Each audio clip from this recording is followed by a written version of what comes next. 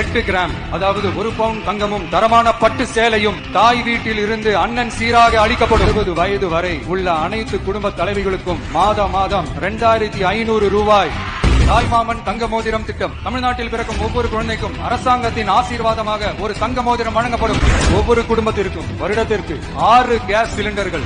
அரசு போக்குவரத்தின் அனைத்து பேருந்துகளிலும் பெண்கள் பயணிக்கும் வகையில் உத்தரவிடப்படும். தமிழகத்தின் எந்த மூலையில் இருந்தும் எந்த இடத்திற்கும் அனைத்து பெண்களும் கட்டணமின்றி பயணிக்கலாம். பெண்கள் பாதுகாப்பை உறுதி செய்யும் வகையில் ராணி வேலு நாச்சியார் படை ஏற்படுத்தப்படும். பாடி கேமுடன் ஆங்காங்கே பாதுகாப்பு பணியில் இருப்பார்கள். மாநிலம் முழுவதும் 500 குழுக்கள் அமைக்கப்பட்டு பெண்கள் பாதுகாப்பு உறுதி செய்யப்படும். பேனிக் பட்டன்ஸ் அறிமுகப்படுத்தப்படும். தனியார் ஷேர் ஆட்டோக்கள் உட்பட அனைத்து பொது போக்குவரத்து வாகனங்களிலும் பொருத்தப்படும். இந்த பட்டன்கள் வழியாக 5 நிமிடத்தில் பதிலும் பாதுகாப்பும் உறுதி செய்யப்படும். சிசிடிவி கேமராக்களும் விளக்குகளும் வெளிச்சமும் இல்லாத இடங்களே இல்லை என்ற வகையில் 0 டார்க் ஸ்பாட்ஸ் உருவாக்கப்படும்.